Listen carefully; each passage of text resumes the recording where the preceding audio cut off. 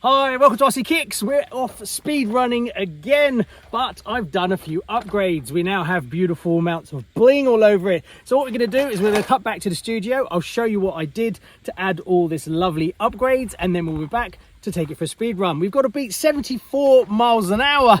So Rlarrlo were kind enough to send me some upgrades. So we're going to do some upgrades first before we take it for another spin. Also, I definitely want to upgrade the pinion in the car. So hopefully that's going to give us a bit more speed. I think we got to 74 mile an hour last time. So in this one, we're going to change this up and then we're going to take it for a speed run. So what have we got? We've got some upper arms or lower arms. I'm not sure which ones they are. Upper, I think. Then we have some, I think they're the lower arms. Then we've got another motor mount. Not sure if this is an upgrade from the stock one that I've got. I know there was some issues with the original one, so I'm not sure. We will check. Pinion, so we're going to fit that. Then we've got front hubs by the look of it. Then I'm not sure what this one is. Some kind of support. We'll have to dig into the car and have a look. I tried to Google it quickly, but I didn't really find much about it. But it looks like some kind of support. Then we've got rear lower arms. A bit more traditional to what you're used to seeing than the fronts.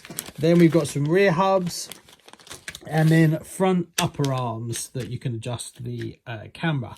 So we're going to fit all this bling to this car. It's going to look epic when it's done. Also, they sent me some extra tires, but I'll hold on to those as these tires are still fine, as I have only done a few speed runs. Also, they sent me another front bumper, but I haven't used that yet.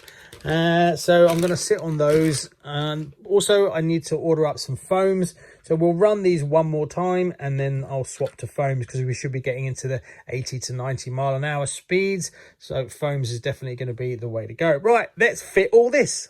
Right, so I found out what these are. These are actually the uprights in here by the looks of it. So somehow I need to get in there as well. That is this part here, I think. And there's the two on the rear, one on each side. So I'm digging into this at the moment, and then at the same time we've got to do the bottom and top arms. So it's well worth doing this all in one go. So yes, the motor mount that's actually on the car, this is an upgrade version of it. This is more like a slide in and lock, where that's just bolted straight to it. So this is definitely worth upgrading if you're going to change out your motor. And it's R10151. Still digging in. Another tip for you, these top mounts, these screws are welded in. I don't know what Loctite they used, but it's rock hard and you can't get them out. But you can take the side brackets out. So do that. Don't even attempt to take them out. They seem to have Loctited the life out of them. So these are these parts to replace. Now the only thing is there extra screws. I'm not sure if there's all enough screws in them, because this obviously is screwed in with plastic. So you need bolts for these. I'm pretty sure I've got them in my parts bin, but you'd think they would come with them. I'll double check to see whether they're actually the correct bolts or not. That may be an issue because some of them have them in. So I assume that maybe the ones that were in these ones are okay to use for here. I'll tell you one thing, I'm never driving this speed car in the rain again. The amount of dirt that's squished into everything. Oh my God, it's going to take me ages to clean all this up. Now, say what you will about aluminium parts, they are really beautiful looking. Give them that. Now, the only thing is, if you whack this, what's going to bend first? These? I don't know. So a little tip for you, to get this off, there's two actual grub screws, one on each side, but I took them off. And could I get it off? So what I did to get it to actually come loose, put two, one in each one, and then just turn them against each other. And then it will actually break them loose so that you can take it off. That was a real faff, but that's how you do it. So I think Rlarrlo gave these out to everybody who purchased it in the first 2000 or whatever it was. I can't remember. And it was basically a chain with a gold spur gear on it.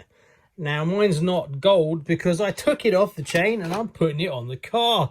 Yes, believe it or not, I'm fitting it to the car. It's a smaller spur gear. So hopefully it's a 52 turn. So hopefully this is going to make it a bit quicker. So yeah, a little bit different, but there you go. So the bling is in and I've just fitted the top arms. Now they're going to need to take a bit of adjusting. The thing is, the actual screw that goes in here is different, obviously, because it's going into metal. And the ones that came with it, obviously, are not going to work. So I'm going to have to find my own. I'm surprised they don't come in the packet with that. All we've got to do now is fit the new style motor mount. That's the old one. Here's the new one. So we've got to fit that. For now, I'm going to put the original motor back in, but we are changing out the pinion. I'm not sure what that is. I'll have a look at the difference between that and the one that I've been sent, which is here. So yeah, quite a bit larger. So it should make it go a little bit faster. So here's the two motor mounts, the old one and the new one. Much better design, much easier to work with. One thing you'll notice, you can definitely see here, the anodizing color is different. It's much more yellow in that one and looks a bit more orangey in this one. So be mindful if you're going to be replacing all these parts, they're not going to match up exactly with the original. So there you go, that's the one that's fitted in the kit, and this is the upgrade, which is R10084. So quite a bit of difference. Also changing the spur gear to this 57. That's pretty close. So there's, I don't know if you can see that. Yeah, so it should be quite quick. Let's just hope I don't burn out the motor.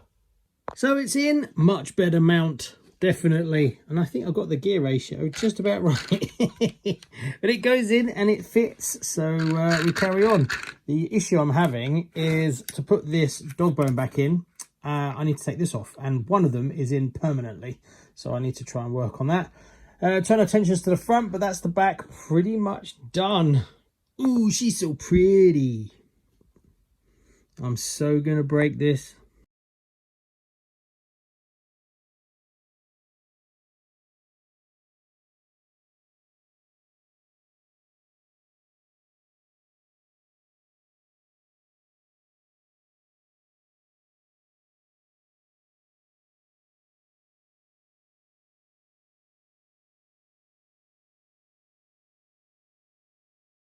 So that's the top arms and the bottom arms. I actually just changed these over from the original ones, as you just undo the screw and pull them out. Pulling these out, you don't actually get these ball joints in it. You do get the grey bit.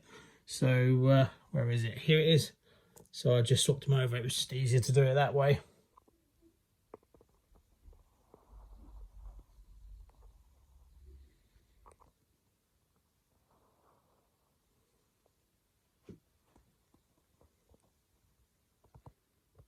I don't know, with that new gearing, hopefully 90, 100 would be lovely, but I honestly have no clue. So, fingers crossed we don't smash it up. Let's see how fast it is.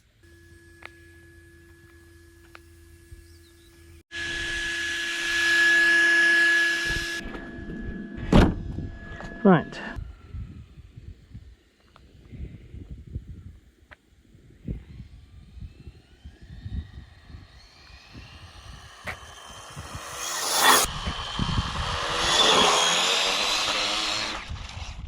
Good start.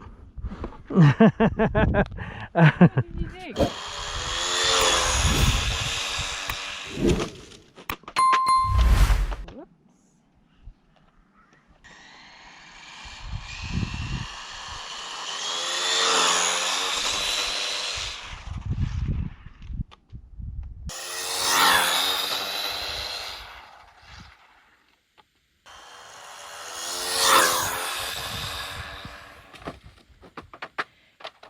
Whoops.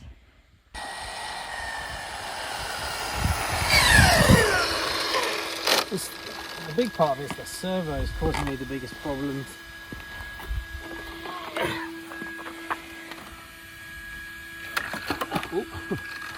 It's the servos, that's the problem. It's raid, so it's like you need to be pin 50, only 51. What do you do? Lose control of it, you mean? Well, it doesn't, like, you want it to sit dead true, and you only want it to adjust a little bit. Yeah. But what happens is it turns and then it won't go back. You need it to go back to the middle. Yeah. You make a change, it doesn't like go back. Oh, right, it just sticks. It goes left, and then it doesn't, like when I should do a left and then it should go straight. Yeah. But it doesn't, it goes left and then I have to readjust it for right. If you see what I mean. No. It's the servo. See, then you get this wandering thing going on. See? I can't keep it straight.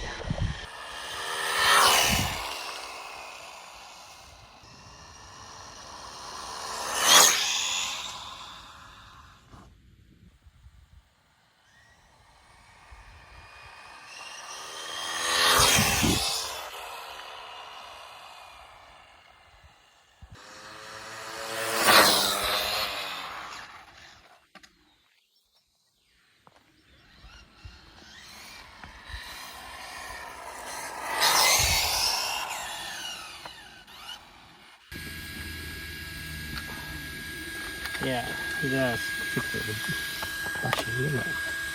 Oh, it's warm, isn't it? It's warm too, so it should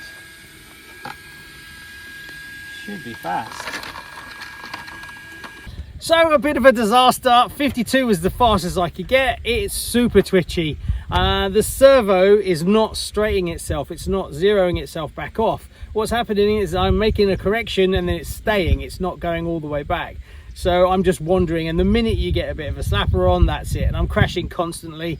I seem to have broken off the on and off switch, also damaged the corner of the body a little bit, and blown a tire as well. So that kind of puts the end to that. So the plan is I'm going to have to get a different servo, much more powerful, that will actually true up, because you want to make tiny changes. You don't want to be like zigzagging all over the place. It's definitely faster in itself. The gearing difference is making it, again, making it more difficult for the servo to true itself up. So yeah, lots to do. Also the ESC came loose again. Apart from that, no other real big damage.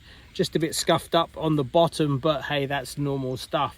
So I think what we've got to do next time is change the servo and give it another go.